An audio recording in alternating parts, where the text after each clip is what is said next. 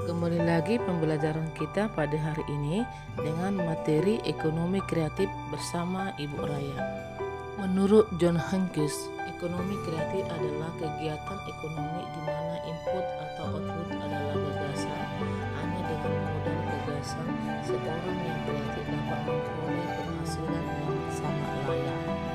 Menurut rencana pembangunan jangka menengah, ekonomi kreatif adalah penciptaan nilai tambah yang berbasis ide yang lahir dari kreativitas sumber daya manusia atau orang kreatif dan berbasis ilmu pengetahuan termasuk warisan, budaya, dan teknologi.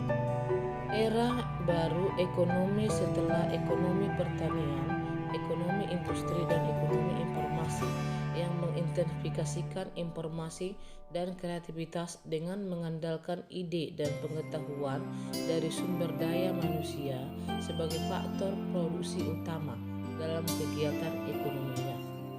Perkembangan ekonomi kreatif di Indonesia. 1. Penerapan teknologi informasi dan komunikasi yang makin intensif dan masif di semua lini kehidupan.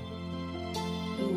Memacu percepatan proses globalisasi di bidang media, hiburan, finansial, transportasi, ekonomi, dan bisnis. Industri dan ekonomi kreatif. Ekonomi kreatif memiliki cakupan yang lebih luas dari industri kreatif. Industri kreatif adalah penggerak ekonomi kreatif atau ekonomi sosial, budaya, dan lingkungan. Ekonomi kreatif adalah penciptaan nilai tambah ekonomi, sosial, budaya, dan lingkungan. Industri kreatif merupakan bagian atau subsistem dari ekonomi kreatif.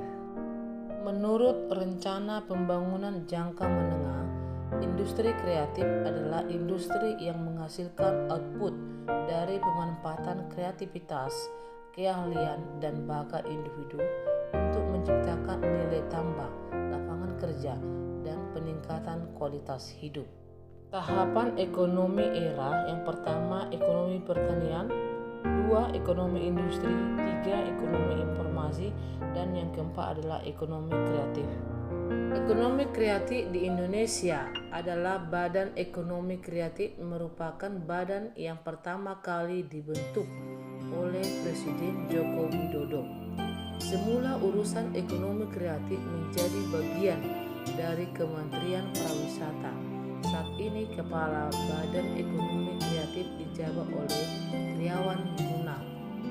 Badan Ekonomi Kreatif mempunyai tugas membantu Presiden dalam merumuskan, menetapkan, mengkoordinasikan, dan sinkronisasikan kebijakan ekonomi kreatif dari beberapa bidang, yaitu 1. Di bidang aplikasi dan game developer, yang kedua arsitektur, yang ketiga desain interior, yang keempat desain komunikasi visual, yang kelima desain produk fashion, yang keenam film, yang ketujuh animasi, yang kedelapan video fotografi, yang kesembilan kriya, yaitu merupakan barang-barang hasil kerajinan tangan manusia, yang kesepuluh kuliner, yang kesebelas musik penerbitan, yang ke-12 periklanan, yang ke-13 musik pertunjukan, yang ke-14 seni rupa, dan yang ke-15 televisi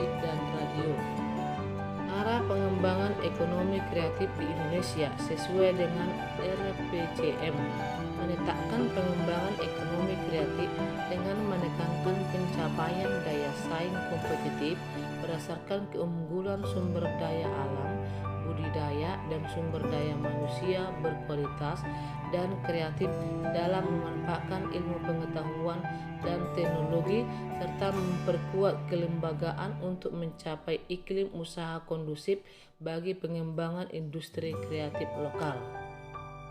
Pilar-pilar ekonomi kreatif: yang pertama sumber daya kreatif, yang kedua industri, yang ketiga pembiayaan, yang keempat teknologi dan infrastruktur, yang kelima pemasaran.